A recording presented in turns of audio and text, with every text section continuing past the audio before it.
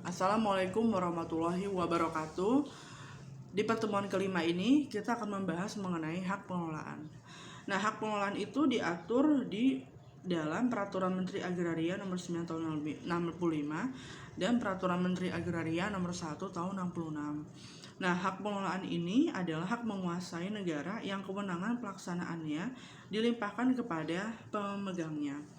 Nah, jadi dari pengertian hak pengelolaan kita bisa melihat ada 3, yaitu yang pertama, hak pengelolaan merupakan hak menguasai negara atas tanah, bukan hak atas tanah. Kemudian yang kedua adalah hak pengelolaan merupakan pelimpahan sebagian kewenangan dari hak menguasai dari negara atas tanah. Kemudian kewenangan dalam hak pengelolaan adalah merencanakan peruntukan dan penggunaan tanah. Menggunakan tanah untuk keperluan pelaksanaan tugasnya dan menyertakan tanah hak pengelolaan kepada pihak ketiga dan atau bekerja sama dengan pihak ketiga. Nah, di dalam peraturan perundang-undangan yang ditetapkan bahwa yang dapat mempunyai hak pengelolaan adalah hak pengelolaan bisa diberikan kepada Departemen, Direktorat, dan Daerah Swatantra. Kemudian badan-badan hukum yang bisa diberikan hak pengelolaan yaitu instansi pemerintah, BUMN, BUMD, PT Persero, Badan Otorita, dan badan-badan hukum pemerintah lainnya yang ditunjuk oleh pemerintah. Nah, kedudukan hak pengelolaan di sini adalah awal mulanya hak pengelolaan itu diperkenalkan oleh Peraturan Pemerintah Nomor 8 Tahun 53 yang mengatur penguasaan tanah-tanah negara oleh kementerian, jawatan, atau daerah swatantra. Nah, jadi berasal dari hak penguasaan tanah negara, lahir hak pengelolaan melalui konversi yang diatur dalam pasal 2 Peraturan Menteri Agraria Nomor 9 Tahun 65. Nah, semenjak peraturan menteri itu keluar, lahirlah hak penguasaan atas tanah yang baru, yaitu hak pengelolaan. Nah, hak pengelolaan merupakan hak menguasai negara atas tanah. Dikatakan bahwa hak pengelolaan dalam sistematika hak-hak penguasaan atas tanah tidak dimasukkan dalam penggolongan hak atas tanah. Jadi hak pengelolaan ini pada hakikatnya bukan hak atas tanah, melainkan gempilan hak menguasai negara atas tanah.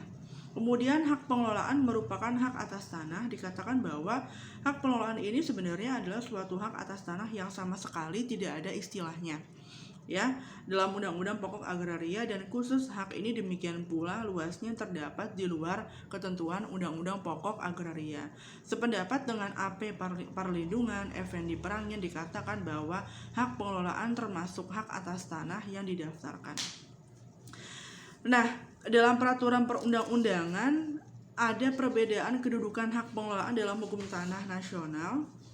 Dikatakan bahwa hak pengelolaan merupakan hak menguasai negara atas tanah dan hak pengelolaan disejajarkan dengan hak atas tanah. Nah, kemudian kita melihat di terjadinya hak pengelolaan. Nah, sebelum kita masuk ke terjadinya hak pengelolaan, kita lihat dulu ciri-ciri daripada hak pengelolaan. Yang pertama adalah berdasarkan wewenang dan sifatnya, hak pengelolaan dapat dikategorikan sebagai hak atas tanah yang sifatnya adalah right to use, tidak right of disposal. Kemudian hak pengelolaan hanya dapat dipunyai oleh badan hukum, pemerintah yang bergerak dalam bidang pelayanan publik, pemerintah atau bidang bisnis yang tugas pokok dan fungsinya berkaitan dengan pengelolaan tanah. Kemudian tanah hak pengelolaan digunakan untuk kepentingan mendirikan bangunan. Kemudian hak pengelolaan terjadi melalui penegasan konversi atau pemberian hak atas tanah. Nah, batas maksimal tanah hak pengelolaan dapat dikuasai oleh pemegang haknya ditetapkan oleh Kepala Bidang Pertanahan Nasional Republik Indonesia. Nah, terjadinya hak pengelolaan kita bisa melihat adalah pertama, menurut hukum adat dikatakan bahwa hak milik atas tanah dapat diperoleh melalui pembukaan tanah dan timbulnya lidah tanah. Kemudian pemberian hak atas tanah negara, seseorang atau badan hukum memperoleh hak atas tanah yang berasal dari tanah negara melalui permohonan pemberian hak atas tanah kepada Kepala BPN. Perolehan hak atas tanah ini dengan penetapan pemerintah. Kemudian dilakukan dengan cara penegasan konversi. Jadi seseorang atau badan hukum memperoleh hak atas tanah melalui perubahan hak atas tanah atau konversi dari status hak atas tanah menurut hukum yang lama sebelum berlakunya Undang-Undang Pokok Agraria. Kemudian beralihnya hak atas tanah, seseorang hak atas tanah memperoleh hak atas tanah melalui pewarisan dari pewaris. Ya.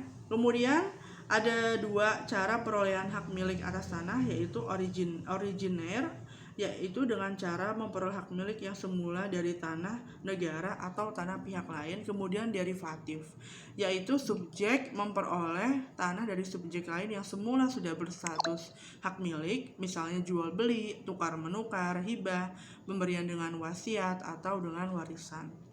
Nah, dengan terjadinya peristiwa-peristiwa hukum itu, maka hak milik yang sudah ada beralih dari subjek yang satu dengan subjek yang lain, ya. Nah, bahwa kita bisa melihat dalam peraturan perundang-undangan ada dua cara peroleh hak pengelolaan oleh pemegang haknya. Yang pertama adalah melalui penegasan konversi. Jadi konversi ini kan sebenarnya adalah ada penyesuaian hak-hak atas tanah yang pernah tunduk pada sistem hukum yang lama. Kemudian hak-hak atas tanah menurut BW dan tanah-tanah yang tunduk pada hukum adat masuk ke dalam suatu sistem hak-hak atas tanah yang menurut ketentuan Undang-Undang Pokok Agraria. Jadi konkretnya adalah dikatakan bahwa konversi ini adalah perubahan hak atas tanah yang sehubungan dengan berlakunya Undang-Undang Pokok Agraria. Ya, kemudian hak-hak atas tanah yang ada sebelum berlakunya Undang-Undang Pokok Agraria diubah menjadi hak-hak atas tanah yang ditetapkan dalam Undang-Undang Pokok Agraria. Ya, jadi intinya bahwa konversi ini perubahan status hak atas tanah dari hak atas tanah yang menurut hukum lama sebelum berlakunya Undang-Undang Pokok Agraria, yaitu hak atas tanah yang tunduk pada ketentuan BW. Ya, kemudian hukum adat dan daerah swapraja yang menjadi hak atas tanah menurut Undang-Undang Pokok Agraria. Ya. Nah, jadi hak pengelolaan yang pertama-tama pada waktu mulai berlakunya Undang-Undang Pokok Agraria adalah yang berasal dari konversi. Ya, hak penguasaan atas tanah atau hak beher, yaitu tanah yang selain digunakan untuk kepentingan instansi yang bersangkutan.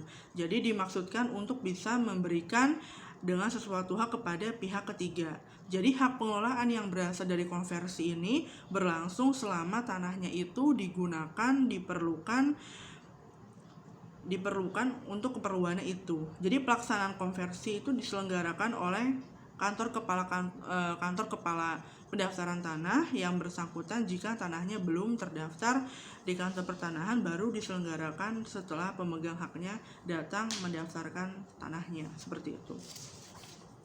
Nah, kemudian bisa dengan cara yang namanya pemberian hak. Ya, tadi kan kita dari konversi, kemudian bisa diberikan dengan cara pemberian hak.